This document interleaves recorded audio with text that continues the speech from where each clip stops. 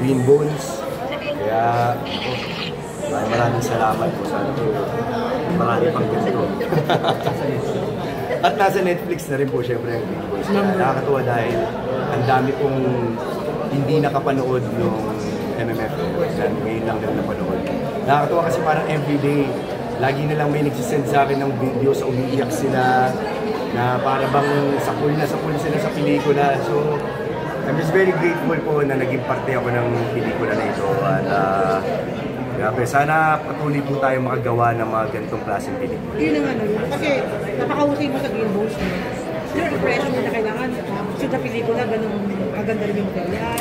Well, din syempre po yung pressure, hindi naman po mawawala yan, especially kung ang pinanggilingan po ay Green Bones. Pero para naman po sa akin, as long as lahat po ay kumbaga binibigyan puso ang kalikita ng mga ginagawa. So ako, yun yung make sure ko, anumang project ito, basta ibibigay ko lahat para dito, okay na ako dito.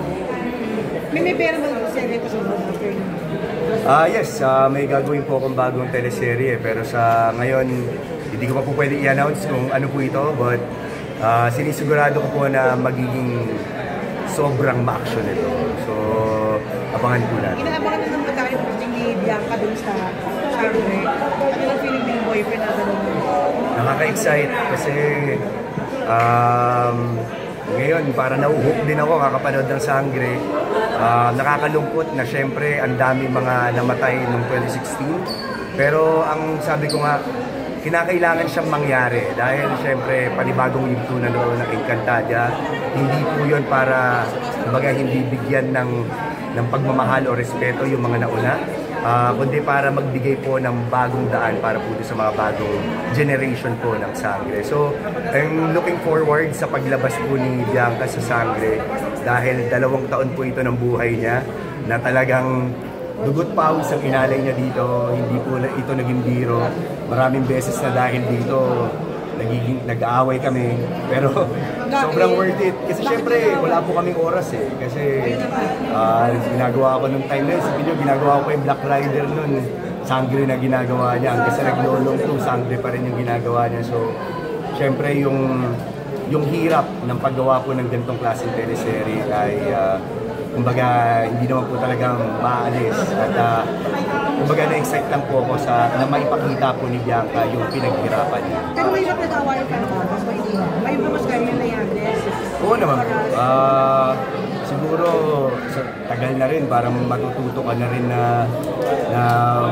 time management, di ba? Siyempre, sa mga una, pag hindi kayo magkakaintindihan, may mga bagay na hindi kayo nagkakaunawaan, pero I guess yun naman talaga yung dahilan kung bakit kayo nasa isang relationship.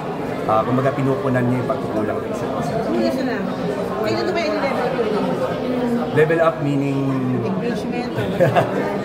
Sa akin kasi ano yan eh, for me, ang kasal, ang engagement, wala naman pong sino man na makapagsabi kung kailan ito. Ako, hindi ako, kumbaga, basta maramdaman ko na ito na yung tamang panahon.